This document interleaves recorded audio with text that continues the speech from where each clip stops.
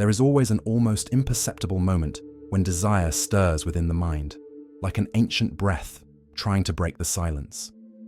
It is there that infidelity begins, not in the body, but in the thought that dares to escape order. The man who betrays does not do so merely on impulse. He is guided by an absence, by something that calls to him from within. What he seeks is not another person, but a version of himself that he believes he has lost. When I observe human behavior, I realize that desire is not the enemy. It is a mirror that reveals what has been forgotten. Each person silently carries the distance between what they are and what they would like to be. And it is in this interval that desire infiltrates, promising to fill the void where meaning once existed. But desire, when not understood, transforms into a prison, a repetition disguised as freedom. Infidelity, in essence, is a confession of neediness. It stems from the need to be seen, admired, desired. The mind creates the illusion that something outside exists that can restore the inner light that has faded. But what it seeks is not the novelty of another body, but rather the memory of having been enough. Therefore, the more you try to find outside what you have lost, the further you become from yourself. There is a silent difference between pleasure and meaning.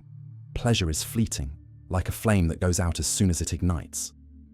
Meaning is lasting and grows slowly, sustaining the soul. The man who betrays believes he seeks pleasure, but what he truly seeks is the restoration of his own worth. Each fleeting conquest is merely a frustrated attempt to rediscover himself. Freud said that the unconscious is a stage where old desires continue to act, even when we believe we have forgotten them.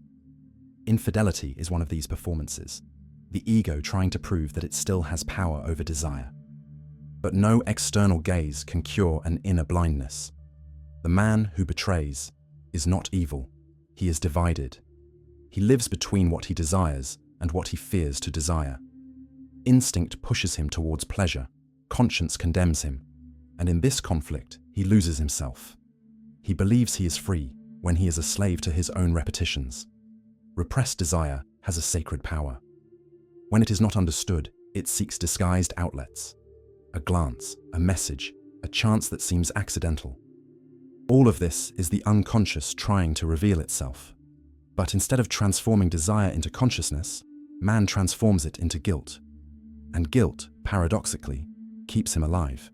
Because feeling guilty is at least feeling something. The emptiness hurts more than remorse.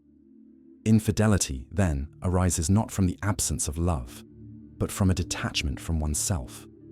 Man seeks the reflection of his own fire in another body, without realizing that what moves him is his own inner coldness. The true fire, the one that warms without destroying, is at the center of his conscience, and few have the courage to face it. He who betrays tries to escape himself, but ends up finding himself in the mirror of his error. The paradox is cruel. The same man who seeks freedom becomes a prisoner of secrecy. The same one who seeks pleasure is consumed by guilt. And the same one who wants to feel desired ends up invisible to himself. It's an unfair exchange, minutes of euphoria for months of emptiness. Yet, he repeats the cycle, convinced that the next encounter will bring what the last one failed to deliver. The hidden psychology of infidelity lies in the silences. It's in the instant the impulse arises and he calls it deserving. It's in the moment he believes temptation is vitality, not absence. That's where the truth resides. The man who betrays isn't looking for another person. He's looking for the lost feeling of being whole. And every betrayal begins at the same point. When a man ceases to be faithful to his own truth, he walks among familiar faces, but feels invisible. His laughter is automatic, his gaze unsteady. There's something in his expression that reveals an old weariness, the weight of someone playing roles they no longer believe in. Sometimes, the emptiness doesn't stem from loneliness, but from forced presence. It's at this point that desire finds fertile ground. It promises to restore the brilliance to what has turned grey. And so, silently, the man begins to build a secret refuge within himself. It all begins subtly. A message answered with too much enthusiasm. A memory that insists on returning. A glance that lingers long enough to generate doubt. Desire appears as an innocent distraction, but soon transforms into a constant companion. It begins to justify itself. It says it's nothing, that it's just imagination, but each denial is an invitation for the unconscious to speak louder. And when the unconscious speaks, it doesn't ask permission. Freud said that repressed desire never disappears, it only changes form. Modern man, surrounded by commitments and expectations, believes he has tamed his instincts. However, it is precisely under the appearance of control that the cracks open. The more he tries to deny what he feels, the more desire finds ways to infiltrate. It is no longer a matter of flesh, but of existence. He wants to feel that he still can, that he is still capable of provoking, of being chosen. How many times have you confused desire with an affirmation of worth? The days go by, and the conflict grows. He wakes up next to the one he loves, but his gaze wanders through memories and possibilities. There is guilt, yes, but also excitement. The same impulse that condemns him is what makes him feel alive. He promises himself that he will not give in, but thought is one thread pulling another, and the plot unfolds before he realizes it. What begins in the mind soon seeks expression in action. Fidelity, then, ceases to be a matter of commitment and becomes a battleground between the conscious and desire. At some point, the game changes its nature. It's no longer just attraction, but necessity. The need to escape predictability, to feel the unexpected, to embrace risk like someone touching a fire to remember there's still warmth. But the warmth is brief. Soon comes the cooling, regret disguised as lucidity. He wonders what led him there. Was it boredom, vanity, or was it the fear of facing his own stagnation? Perhaps desire doesn't seek the other, but himself, in versions he believes he's left behind. How many times does a man cheat because he can't stand his own normality?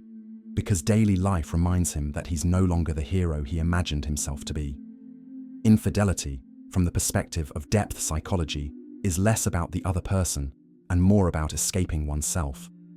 Each secret encounter is a mirror where he tries to recognize the face that time has erased.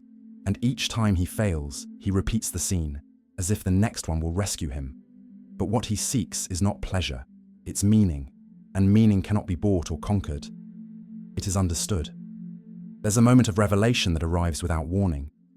It might happen in the middle of dinner, during a casual conversation, or when seeing one's own reflection in the mirror. It's when the mind falls silent for a second, and the body feels the weight of all the choices. For a brief moment, it understands that the betrayal isn't about who accompanied it, but about who it abandoned within itself. This is the point where desire loses its disguise and reveals what it truly is: an unconscious plea for reconciliation. Nothing changes overnight. The impulse will still come, the gaze will still waver, and temptation will still seem like an invitation to life. But, little by little, man learns to distinguish authentic desire from the desire to escape. The first expands him, the second consumes him. The learning lies in observing without surrendering, in recognizing without needing to act. When this awareness matures, he realizes that it is not desire that imprisons him, but the need to prove something that no longer needs to be proven. And then, for the first time, silence becomes a refuge again, not a punishment. The hidden psychology of men who cheat lies not in the stories they tell, but in those they unconsciously repeat. True infidelity begins the moment he forgets who he is, and ends when he finds the courage to return to himself. It is in this return that desire transforms into understanding, and the mistake into a mirror. There comes a moment when desire ceases to be impulse and transforms into memory. The man then no longer seeks pleasure itself, but the memory of it, like someone trying to relive a worn-out emotion. He doesn't so much want the touch as the return of lost excitement, the illusion of novelty that makes him forget, for a moment, the weight of being himself. Desire now is an attempt to escape his own consciousness, but the more he flees, the more entangled he becomes. Pleasure becomes a circular path. It begins and ends in the same void.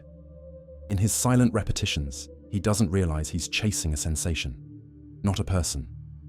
All he desires is the emotional mirror that makes him feel powerful and awe-inspiring. And when he has it, the pleasure is tainted with melancholy, as if it were born with an expiration date. What he calls conquest is, in reality, a brief interval between two exhaustions. He believes he is the hunter, but he is the hunted, not by another body, but by his own lack. What if desire wasn't a lack, but a form of language? a way the unconscious uses to warn us that something within us is silent. Perhaps infidelity is less a moral failing and more a spiritual symptom, the cry of a soul that has forgotten how to love its own silence. What would happen if, instead of moving outward, it turned inward and listened to this call calmly, without the rush to satisfy it? The body is wise. It senses when a touch isn't genuine. There's a tension, an absence that can't be explained. The skin reacts, but the heart remains absent, as if observing the act from afar. Infidelity, at this point, ceases to be a gesture of freedom and becomes a gesture of weariness, the exhaustion of someone trying to feel what they no longer feel. And this exhaustion isn't cured by more intensity, but by awareness. There are men who say, "I cheated, but I don't know why." It's the unconscious responding in place of the subject. Because sometimes, the act isn't planned, it's compulsion, a clumsy attempt to find vitality in error. He is driven by the need to feel special, and when he does, he confuses excitement with meaning. But what is the difference between being alive and merely reacting to one's own impulses? When a man confuses desire with identity, he begins to live on the surface. Each new interest becomes anesthesia, and what was once a promise of relief turns into a routine of repetition. Desire ceases to be a flame and becomes consumption, and at that point, there is not enough pleasure to fill the absence of self. The question he avoids is simple and brutal. What in me has ceased to be enough for myself? Sometimes, the emptiness that drives him doesn't stem from a lack of love, but from an absence of presence. He's not truly with anyone, neither with the other person, nor with himself. He lives in an intermediate state, floating between what he feels and what he pretends to feel.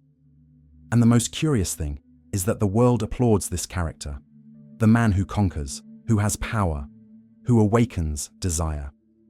But inside, he's exhausted from playing the role of someone who has everything under control. The real suspense lies not in the discovered betrayal, but in what he himself has yet to discover about himself. The danger is not being caught. It's continuing to sleep within an awake body. It's living on autopilot, repeating the same search with different faces. And when finally consciousness awakens, he realizes that it wasn't freedom he sought, it was rest. The rest of existing peacefully within his own skin. How many times have you confused excitement with love? How many times have you believed that the new could erase the old, when in reality it only repainted it? Desire is a demanding teacher. It always returns until the lesson is understood.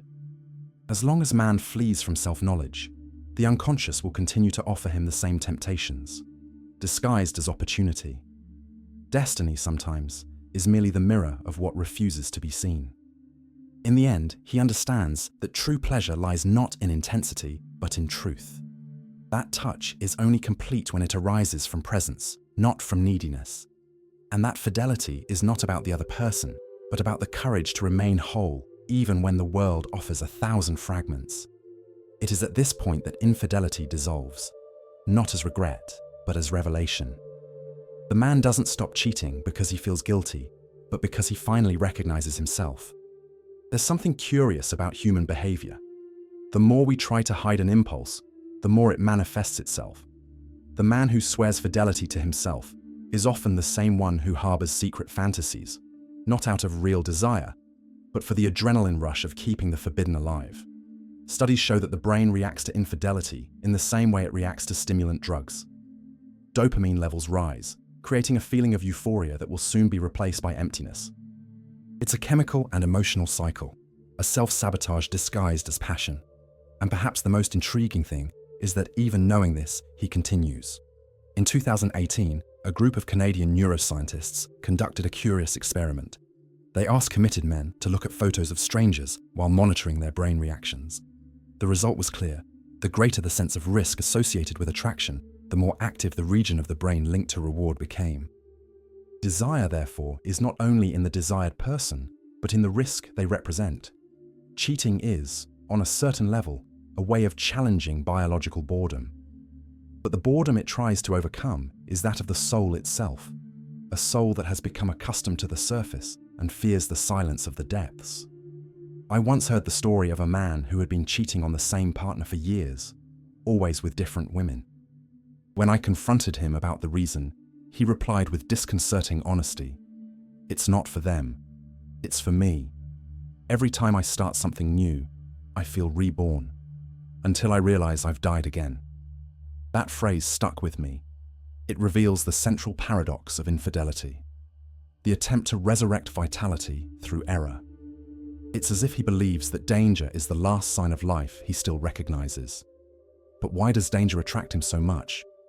Because danger forces the conscience to awaken.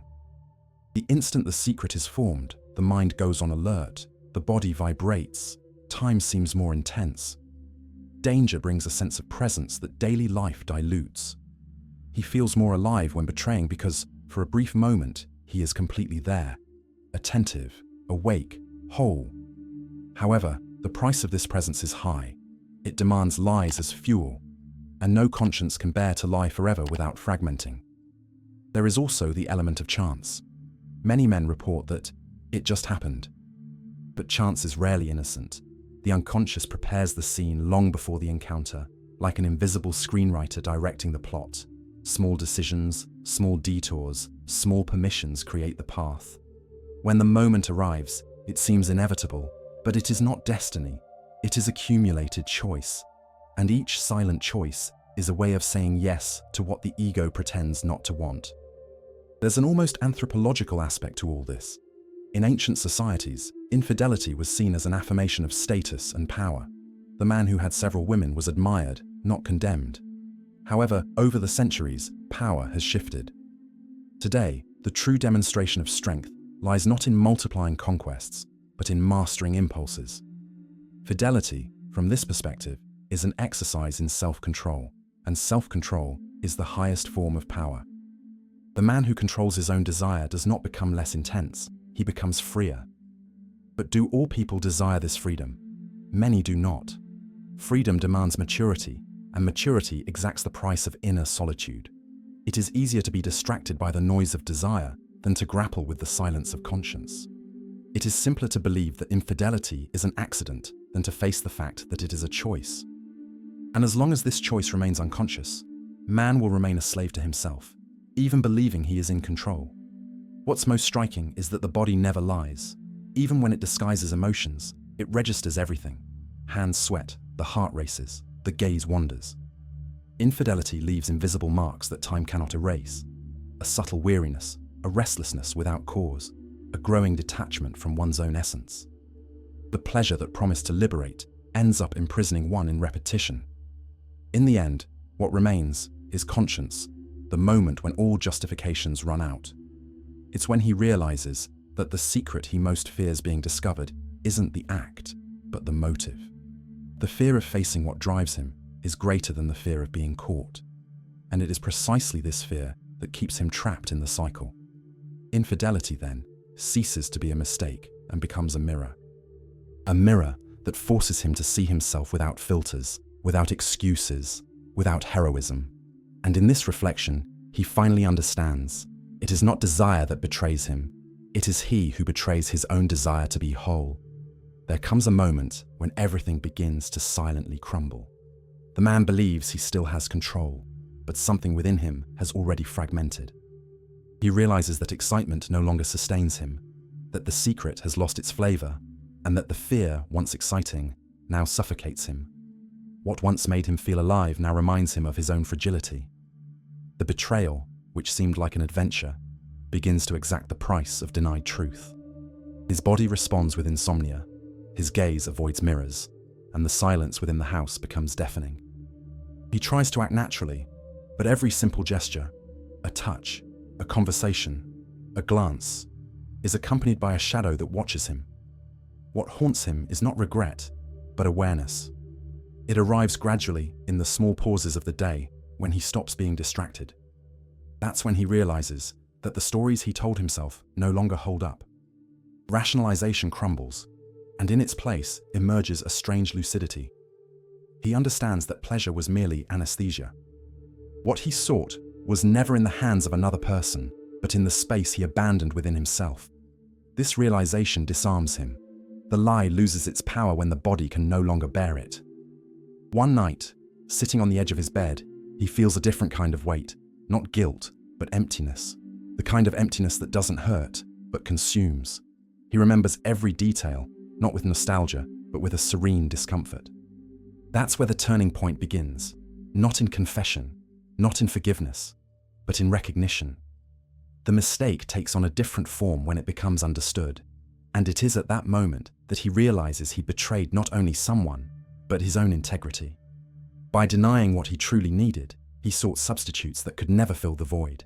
Sometimes, the unconscious chooses chaos to provoke awakening. When everything seems to be at its limit, life presents a crueler mirror, the gaze of someone who trusted. No shouting or accusation is necessary. Silence suffices. In that instant, they see reflected what they never wanted to see. The distance between what is and what appears to be. And this distance, so familiar, becomes unbearable. It is the beginning of the fall, and at the same time, the first chance for liberation. Because only those who descend to the bottom can consciously choose to rise.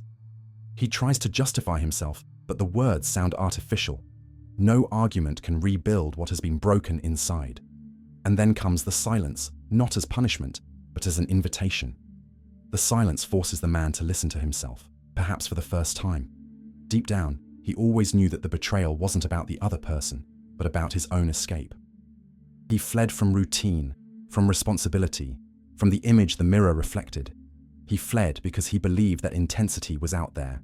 Now he understands that true intensity is to remain, even when desire begs him to leave.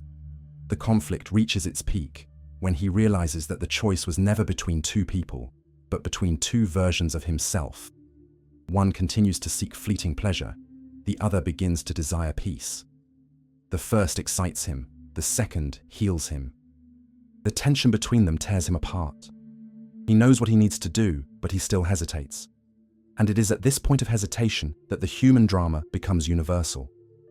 How many times have you also postponed the inevitable for fear of facing yourself?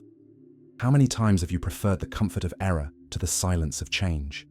The turning point comes when he, tired of his own escape, decides to stop. There's no grand speech, just pure, almost sacred weariness. He sits down, breathes, and understands that he no longer needs to prove anything. Not to the world, not to anyone. It is at this moment that desire changes form.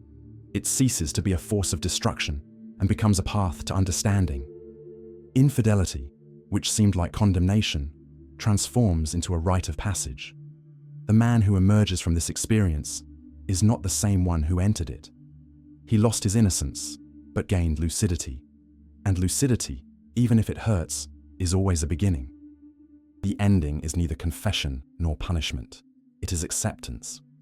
He understands that fidelity is not a moral requirement, but a state of presence. To be faithful is to be fully present where one is. It is to look at one's own desire without fear and still choose to remain. It is to know that pleasure has its place, but cannot replace meaning. When a man understands this, the cycle ends. What was once repetition becomes learning, and what was guilt transforms into peace. Because true redemption lies not in being forgiven, but in finally understanding why one betrayed. There comes a moment when silence is no longer an escape, but a reunion. The man who has traversed the labyrinth of desire begins to understand that true freedom lies not in satisfying impulses, but in deciphering them. He now walks without the haste that once guided him, looking inward with an almost painful lucidity. There are no more secrets, only truths that demand maturity to be sustained. Infidelity, seen from a distance, no longer seems like a sin, but a mirror. A mirror that forced him to confront the face he avoided, the real face, without masks or disguises. He understands that everything he sought outside himself was an attempt to rediscover his own meaning. Every mistake, every encounter, every deception had a purpose: to teach him to persevere. The betrayal hurt him, yes, but it also awakened him. It awakened the dormant awareness that no pleasure compensates for the loss of peace. And this awareness is the beginning of healing. He discovers, little by little, that true love is not the absence of desire, but the constant choice to integrate it, understand it, and transform it into presence. Fidelity, then, ceases to be an obligation and becomes an expression of self-love.